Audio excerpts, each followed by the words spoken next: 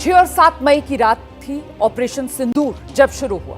हिंदुस्तान ने पहलगाम में हुए आतंकवादी हमले का पूरा बदला लिया। आतंकवादियों के ठिकाने हमारी सेना ने नेस्तनाबूद किए। 9 और 10 मई की रात बौखलाए पाकिस्तान की तरफ से जो हिमाकतें करने की कोशिश की गई, उनका ऐसा जवाब दिया गया।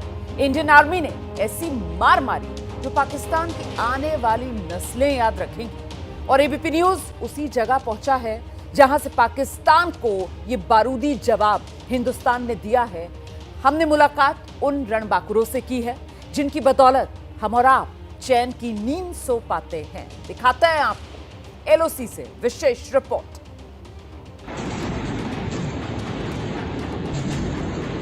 ऑपरेशन सिंदूर में सरहद पार हिंदुस्तान ने किस तरह पहलगाम के बदले से भरा बारूद बरसाया, ये दुनिया देख चुकी है, जान चुकी है।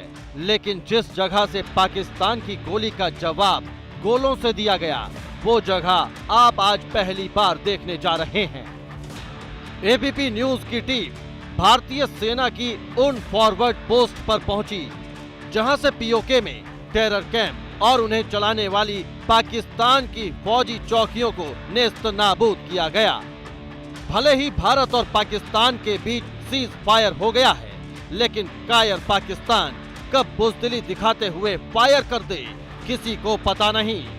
यही वजह रही कि फॉरवर्ड लोकेशन पर पहुंचने से पहले एबीपी न्यूज की टीम को सेना ने बुलेट प्रूफ जैकेट और हेलमेट पहनने के लिए दिया। एबीपी न्यूज इस वक्त पहुंच चुका है एलओसी पर जहां पर भारत ने ऑपरेशन सिंदूर लॉन्च किया। पाकिस्तान के खिलाफ पाकिस्तान के जो आतंकी कैंप थे, लश्कर तैयबा के कैंप थे, टेरर लॉन्च पैड से और पाकिस्तानी सेना के जो सीज फायर वायलेशन यानी कि युद्ध विराम उल्लंघन हुआ था, उसके खिलाफ जो कार्रवाई की भारतीय सेना ने, अटैक किया। तो यहाँ हम जब पहुंचे हैं तो यहाँ पर आर्टिलरी जो रेजिमेंट है भारतीय सेना की एलओसी पर, जिसने एक के बाद एक इतने धावे बोले पाकिस्तानी सेना पर, यानी कि उनके ऊपर इतने गोले दागे कि पाकिस्तानी सेना ने अपना दम भी तोड़ दिया। इस वक्त हम हैं कुपवाड़ा सेक्टर में हैं, जहाँ पर जो भारतीय सेना है उसकी जो आर्टिलरी रेजिमेंट है उसकी यहाँ पर ये देखिए, इसी तरह से ये सारी गन्स यहाँ पर लगी हुई हैं, जिन्होंने यहाँ से पाकिस्तान के खिलाफ ये तोप से जो गोले दागे थे। ये अलग अलग तरीके की तोप हैं जो कि इस भारतीय सेना की रेजिमेंट में है। यूं तो हमारे सैनिकों का जोश हमेशा हाई रहता है और तैयारी पूरी रहती है, लेकिन पाकिस्तान को एक बार फिर धूल चटाने के बाद जोश और बढ़ गया है, साथ ही सतर्कता और तैयारी भी। भारतीय सेना की हर चौकी पर, अग्रिम चौकी पर, फॉरवर्ड पोस्ट पर, जहां पर भी एलओसी पर जाएंगे तो एक ही नारा लिखा हुआ है, आज मुकाबला होगा। आज मुकाबला इसलिए होगा क्योंकि ऑपरेशन सिंदूर अभी भी जारी है। भारतीय सेना ने सिर्फ पाकिस्तान के साथ 10 मई को अपनी जो फायरिंग थी उसको रोका था, यानी कि जो मिलिट्री टकराव था उस पर विराम लगाया था, लेकिन जो ऑपरेशन सिंदूर है वो अभी भी जारी है। सर्विलेंस अभी तक लगातार जारी है। भारतीय सेना की जितनी भी तोप हैं उनके मुंह सीधे एलओसी की तरफ खुले हुए हैं कि जैसे ही अगर पाकिस्तान ने कोई हरकत की, हिमाकत की, तो उसको जो है यहीं पर मार गिराया जाएगा। और उसी के लिए ड्रिल जो है भारतीय सैनिक जो हैं, वो आर्टिलरी रेजिमेंट है, वो यहाँ पर इस जगह पर जहाँ अभी हम फॉरवर्ड लोकेशन पर एलओसी पर हैं, वहाँ पर वो ऐसी ही अपनी ड्रिल कर रहे हैं, ताकि जैसे ही एक आदेश मिलेगा सेना की तरफ से, हेडक्वार्टर की तरफ से, सरकार की तरफ से, वैसे ही दुश्मन पर ठीक वैसे ही टूट पड़ना है जैसे कि कोई शिकारी अपने शिकार पर टूट। यहाँ अलग अलग तरह की फील्ड गन तैनात हैं जो दुश्मन पर काल बनकर बरसती हैं, इसलिए उन्हें नाम दिया गया है भवानी, ज्वाला, रणचंडी, जिनके साथ हमारे जांबाज सैनिक अपने रण कौशल को धार देने के लिए रोज बेहद सख्त ड्रिल को अंजाम देते हैं। ऑपरेशन सिंदूर के बाद पहली बार कोई मीडिया चैनल यानी एबीपी न्यूज पहुंचा है एलओसी पर, क्योंकि एलओसी पर सबसे ज़्यादा संवेदनशील इलाका है। कश्मीर घाटी से सटी हुई है एलओसी, जिसकी सुरक्षा की जिम्मेदारी चिनार कोर की है, भारतीय सेना की, जो श्रीनगर में तैनात रहती है। और इसी तरह से जो भारतीय सेना की तोप हैं, जैसे अभी हम यहाँ पर पहुँचे हुए हैं इस आर्टिलरी रेजिमेंट में, ठीक वैसे ही जगह जगह पर ये हम लोकेशन नहीं बता सकते हैं सुरक्षा कारणों से कि कहाँ पर इस वक्त है। हम सिर्फ इतना बता सकते हैं कि कुपवाड़ा सेक्टर में इस वक्त हम मौजूद हैं, जहाँ पर ये तोप जो है लगी हुई हैं। आप देखेंगे कितनी संख्या में तोप जो है लगी हुई हैं और कितनी जल्दी सैनिक तैयार हो जाते हैं। 1 2 3 4 5 6 8-10 तो ठीक इसी लोकेशन पे हमें दिखाई दे रही हैं, ये तोप दिखाई दे रही हैं। अलग अलग तरीके की तोप है और देखिए सबका नाम देखिए, किसी पे ज्वाला लिखा हुआ है, किसी पर भवानी लिखा हुआ है, किसी पे रणचंडी। ये इसीलिए है क्योंकि भवानी की तरह, रणचंडी की तरह और ज्वाला की तरह ये तोप जो हैं टूट पड़ती हैं दुश्मन पर, उस राक्षस पर जिसने अंजाम दिया कश्मीर के पहलगाम नरसंहार को। एबीपी न्यूज की टीम जो है वो जम्मू कश्मीर के कुपवाड़ा में जिस जगह पहुंची वो जगह बेहद अहम और संवेदनशील, क्योंकि इसी जगह से भारतीय सेना ने 20 से ज्यादा दहशतगर्दों को जहन्नुम पहुंचाया और वहां मौजूद उनके सरपरस्त 60 से ज्यादा पाकिस्तानी फौजियों को ढेर किया गया। एलओसी पर पैनी और चौकस निगाहों के साथ सधे हुए कदमों के साथ बढ़ते ये मां भारती के वो सपूत हैं जिन पर हर हिंदुस्तानी को गर्व है। हर सैनिक अपनी अपनी जगह पर मुस्तैदी से तैनात है। ड्रोन से भी निगरानी की जा रही है ताकि हर नापाक साजिश को नाकाम किया जा सके, क्योंकि ऑपरेशन सिंदूर अभी जारी है। अगर सरहद पार से जरा भी हिमाकत हुई तो हमारे ये शूरवीर पलक झपकते ही सरहद पार बारूदी सुनामी ले आएंगे। भारतीय सेना का पराक्रम दिखाने के लिए एबीपी न्यूज़ पहुंच चुका है फॉरवर्ड पोस्ट पर, और फॉरवर्ड पोस्ट भारतीय सेना की ऐसी जहां पर कटीली तार यानी फेंस, एलओसी फेंस एकदम हमारे बिल्कुल करीब है और उसके ठीक सामने यानी 400 मीटर की दूरी पर है पाकिस्तान के गैर कानूनी कब्जे वाला कश्मीर यानी कि POJK या POIJ के जिसको हम लोग कहते हैं। ठीक सामने लीपा वैली है, लीपा वैली जो कि बहुत ही नोटोरियस है अपने टेरर लॉन्च पैड्स के लिए। आधा दर्जन से भी ज़्यादा टेरर लॉन्च पैड्स यहाँ पर हमेशा रहते हैं। पाकिस्तान की जो सेना के अंतर्गत जो चलती है, पाकिस्तानी खुफिया एजेंसी चलाती है। जब ऑपरेशन सिंदूर हुआ तो भारतीय सेना ने 2 टेरर लॉन्च पैड ऐसे थे जो इस सेक्टर में तबाह किए गए, जहां पर 7 से 8 आतंकी मारे गए थे, क्योंकि बाकी टेरर लॉन्च पैड से आतंकी जो था डर कर मार के भाग गए थे। 6-7 मई की रात भारत ने पाकिस्तान में आतंकियों के जो 9 अड्डे नेस्त नाबूद किए थे, उनमें से 2 कैंप इस सेक्टर के सामने थे। मुजफ्फराबाद में ये दोनों कैंप लश्कर ए तैयबा के आतंकियों के थे। नाम था सवाई नाला और सैयदना बिलाल, जहां कम से कम 15 आतंकी मारे गए।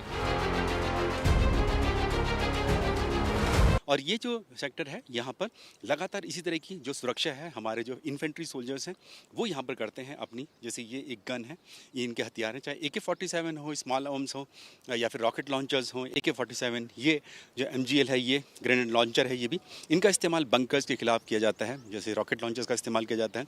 और ड्रोन्स के जरिए भी सर्विलेंस की जा रही है इन इलाकों की, कि कहीं से भी, क्योंकि यहाँ पर बैट एक्शन का यानी बॉर्डर एक्शन टीम जो पाकिस्तानी SSG कमांडोज और आतंकी मिलकर हमला करते हैं, वो उसका डर तो रहता ही है। उसके साथ साथ घुसपैठ के लिए भी ये सैनिक जो है हमेशा यहाँ पर तैयार रहते हैं। यहाँ पर इस कुपवाड़ा सेक्टर में, तंगधार सेक्टर में, जो कि बहुत ही संवेदनशील सेक्टर माना जाता है भारत और पाकिस्तान के। जिस भारतीय सेना की चौकी पर एबीपी न्यूज की टीम पहुंची, इस पर भी हमले की कोशिश की गई, लेकिन करीब 11,000 फीट की ऊंचाई पर मौजूद इस इन्फेंट्री चौकी के शूरवीरों ने हर नापाक मंसूबे को नाकाम कर दिया और दुश्मन को मुंह की खानी पड़ी। ऐसे ही गोले पाकिस्तान की गोलियों के जवाब में दागे गए। ऑपरेशन सिंदूर के दौरान जब भारतीय सेना ने जवाबी कार्रवाई की थी तो पाकिस्तान की तरफ से यहाँ पर भी हमला करने की कोशिश की गई। हालांकि पाकिस्तान का कोई भी यहाँ पर जो गोला था या फायरिंग थी वो यहाँ करने लगी। यहाँ देख सकते हैं कि कोई भी, ये कुपवाड़ा सेक्टर का बंकर जो है अनडिस्क्लोज लोकेशन है, हम बता नहीं सकते कौन सी लोकेशन है, लेकिन यहाँ से जब इस पाकिस्तानी सेना की तरफ से कार्रवाई हुई तो भारतीय सेना ने यहाँ से अपने जो मोटार्स हैं, फायरिंग तो की स्मॉल आर्म से, मोटार से भी यहाँ से उन पर निशाना दागा। यहाँ पर सामने, ठीक सामने जो पाकिस्तानी चौकियाँ हैं उन पर इन मोटार से दागा गया। जो अभी यहाँ पर जो सैनिक खड़े हुए हैं, यहाँ उस वक्त ये तैनात थे।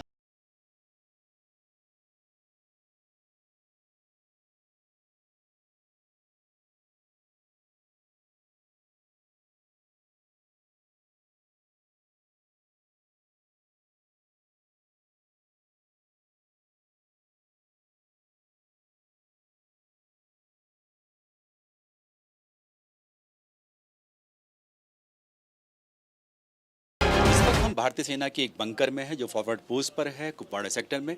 और यहाँ इस बंकर में जो ठीक सामने, क्योंकि पीओके है, पाकिस्तान के गैर कानूनी कब्जे वाला कश्मीर है, तो यहाँ पर इस बंकर में जो 2 सैनिक हमेशा अपने हथियारों के साथ हमेशा तैयार रहते हैं, इसीलिए कि कहीं पाकिस्तान की तरफ से कोई हिमाकत ना हो जाए। क्योंकि ऑपरेशन सिंदूर में इसी पोस्ट से, इसी बंकर से भारतीय सेना ने जमकर जो है गोलाबारी की थी, पाकिस्तान की चौकियों पर की, उन्हें बर्बाद किया। पाकिस्तानी सेना को बहुत बड़ा नुकसान उठाना पड़ा। 64 सैनिक जो हैं पाकिस्तानी सेना के सिर्फ इस सेक्टर में, यानी कि जो कश्मीर से सटी हुई एलओसी है उसके ठीक सामने जो पीओके है, वहाँ पर जो पाकिस्तानी सेना की जो चौकियाँ हैं वहाँ पर 64 सैनिक मारे गए।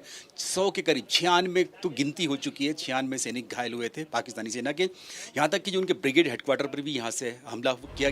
हमारी सेना ने इस पोस्ट से पाकिस्तानी सेना के ब्रिगेड हेडक्वार्टर पर इतनी भीषण गोलाबारी की, पाकिस्तानी सेना के ब्रिगेडियर वहां से भाग खड़े हुए, एक मस्जिद में छिपकर अपनी जान बचाई, जिसका रेडियो मैसेज भारतीय सेना ने इंटरसेप्ट किया।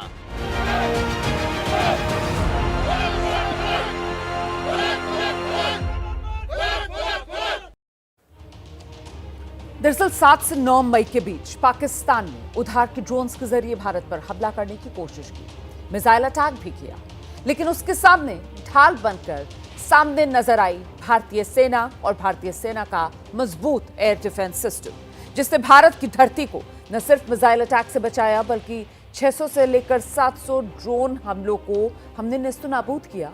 एलओसी से एबीपी न्यूज संवाददाता नीरज राजपूत की एक और ग्राउंड रिपोर्ट।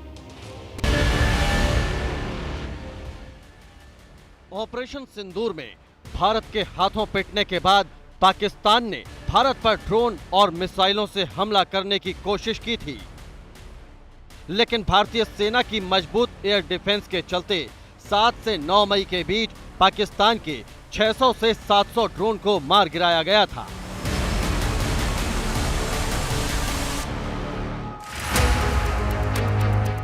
पाकिस्तान ने जम्मू कश्मीर में भी ड्रोन से अटैक किया था।